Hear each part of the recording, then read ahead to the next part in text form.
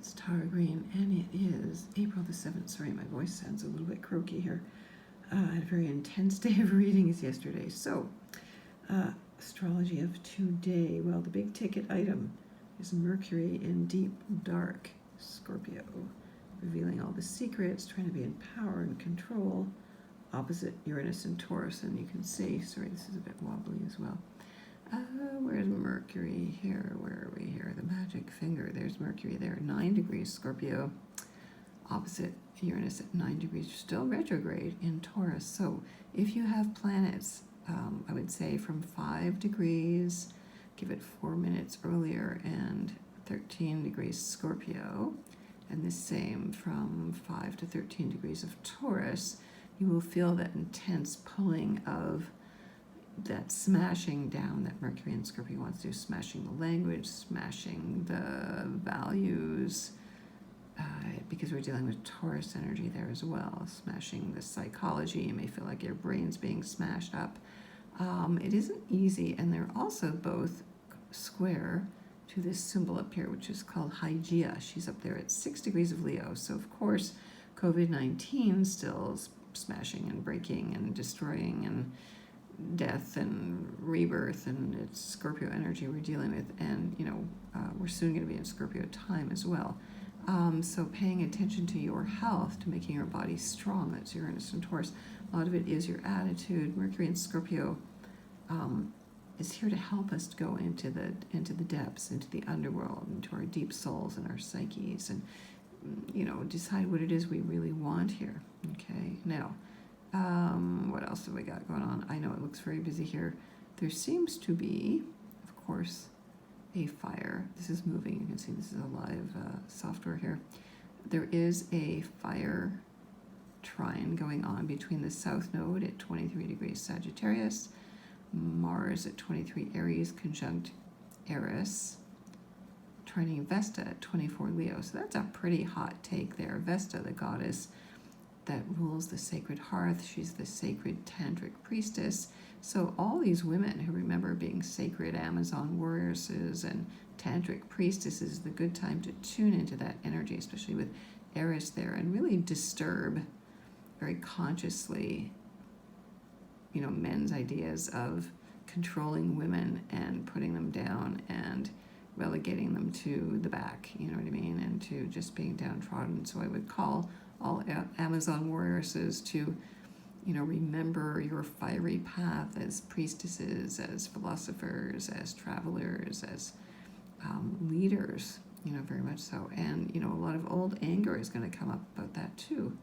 And for any peoples that are feeling oppressed, Eris is like the Disturbia queen there, and she is the sister of Mars. And so we're going back over a lot of old territory historically. That's the South Node in Sagittarius, and reclaiming the focus, the sacredness of women as Amazon warrioresses, very much so. There was always women who were queens. Venus was always the goddess of love and war.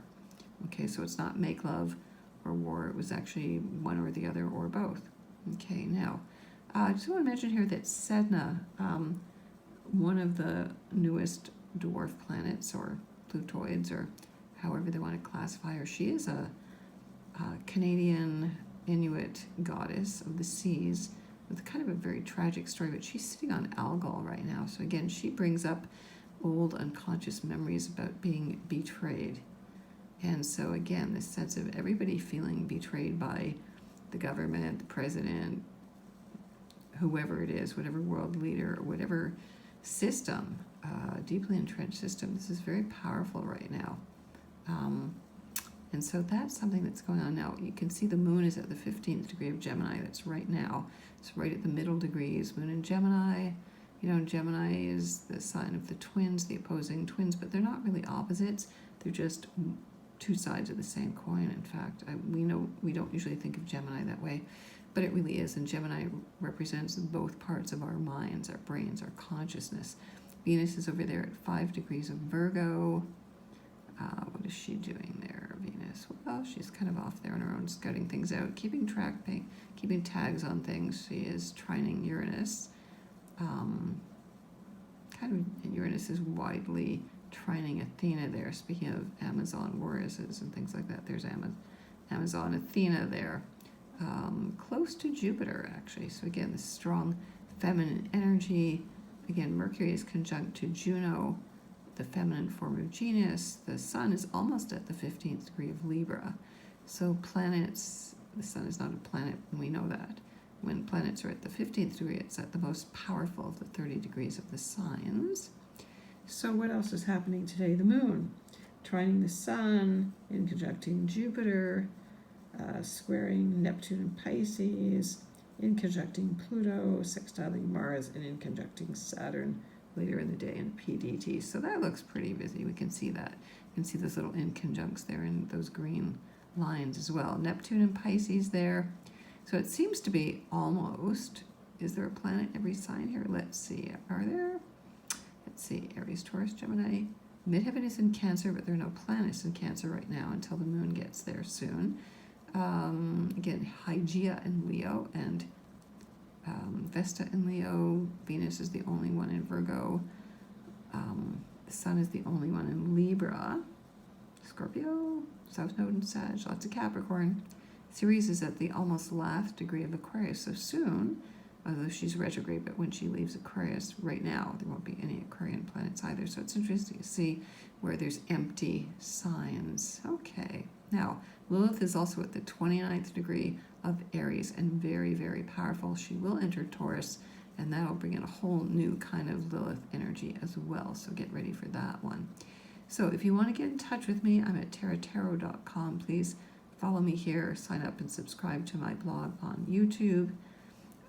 You can also follow me on my blog. Sorry, did I say blog? Blog at infinitynow.wordpress.com. And I'm on Twitter, I'm on Instagram, and I'm sending you many blessings for the day. It is intense, we know that. And also we're going up to that Mars-Pluto square this weekend too. Blessings.